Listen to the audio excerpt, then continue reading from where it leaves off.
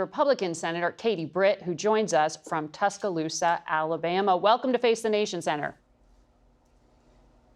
Thank you so much for having me, Margaret. I appreciate it. Look forward to being on here. I want to talk about a lot of things, but let me just pick up where Senator Kelly left off on the shutdown. He said, hey, you could all hash this out this week. Leader Thune made that offer. I know you have said you also are concerned insurance premiums are going to go up. Whether Congress extends the tax credits related to Obamacare that Democrats are campaigning for or not here, basically. Do you want this extended? First of all, Margaret, we need to reopen the government. Democrats need to come to the table and do the right thing. Just as I've been traveling the state this weekend, I have heard countless stories of people who are not getting a paycheck, whether it's our men and women in uniform or those who serve alongside them, or whether we're talking to veterans or we're talking to just a number of people when we're looking at what's happening with WIC. There are a lot of people that are being affected by the Democrats playing politics, and they need to actually do what's right, and that is work for the American people. And so getting the government open is number one. So we need to vote on this CR and open the government back up. We've also given alternatives like in-government shutdown. And I think you'll see this week, if the Democrats don't come to the table, saying, look, a Shutdown Fairness Act, making sure that the people who are working are actually getting paychecks. Because, Margaret, these have real consequences for American people. And when we're talking about the ACA, look, Leader Thune said it best. We have always said we will have a conversation about this. We believe that you can walk and chew gum at the same time. Democrats, for some reason, don't think that that's possible. They need to come to the table, open the government back up, and then we're happy to have a conversation about the broken system that they created and help them get out of their own mess. But you do personally think the federal government should be offsetting some of these costs? Because we looked at the numbers, and I think it's like 130,000 Alabamans are at risk of losing insurance if the tax credit goes away. Margaret, let's be honest about this. Let's go back to Obamacare 2010. This is the Affordable Care Act that even the Washington Post has says was never really affordable. Right. You go to 2014, and what you see there, though, was increases made by the Democrats. And then these increases that we're talking about right now, insurance companies have said only account for about 4% of what they're talking about increasing in 2026. The underlying issue is the brokenness of Obamacare. That is the problem. And so when you think about this, you've got the 2021 premiums that they've given to everyone. Do you understand? Democrats are actually asking for us to continue premiums that are going to millionaires in some cases. We've got to be more responsible with taxpayer dollars. And if you want these healthcare systems to even be able to work, then we have to have a larger conversation. But this is absolutely, totally ridiculous to sit here and say we're afraid people cannot afford their healthcare, but at the same time, we're going to deny them their paycheck. Those two things do not match up. And Democrats need to actually be honest about it and get the government back open. And we're happy to have conversations, as we have always said, just as Leader Thune reiterated this week.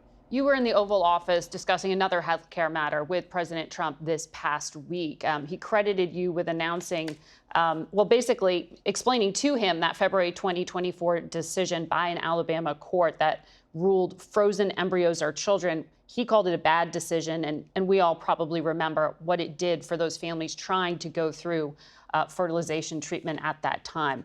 With the changes that were announced, who's going to be able to afford this now?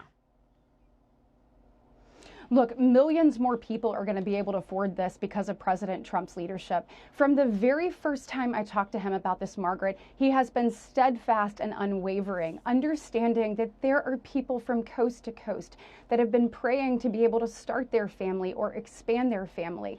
And because of infertility, here in the United States, we've seen 1 in 8 families that are actually struggling with infertility issues. We've got about 9% of men, 11% of women who are facing these challenges.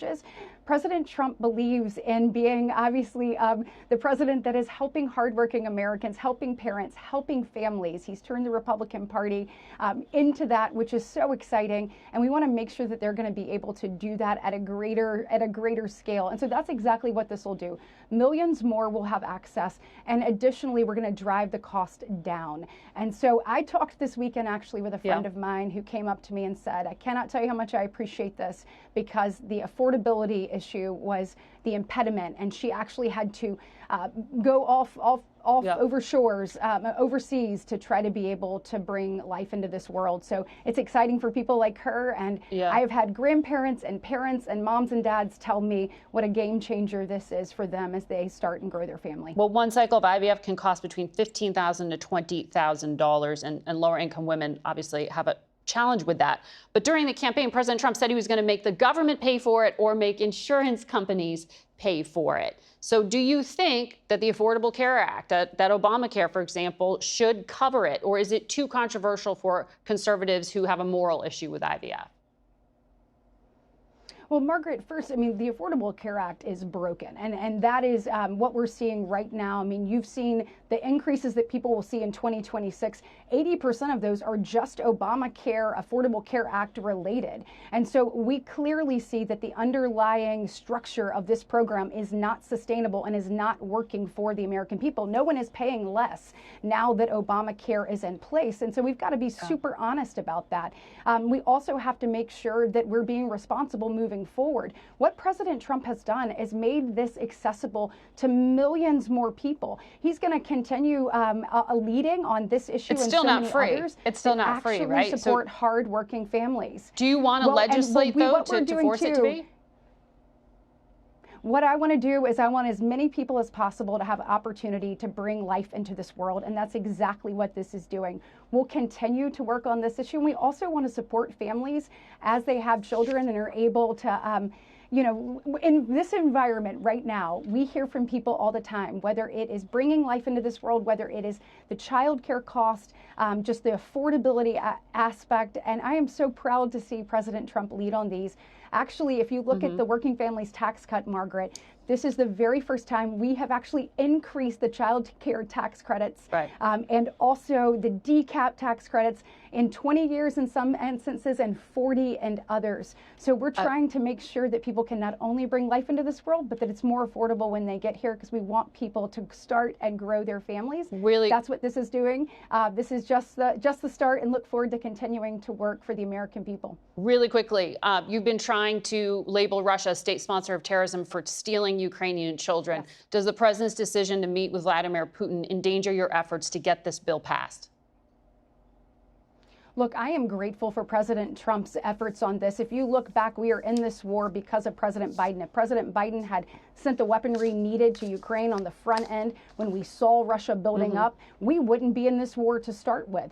When you're looking at what President Trump has done, he has met with Zelensky more times in his 9 months in office than President Biden did his entire time. So but do you have support to bring it to the floor? Help us to have resolution.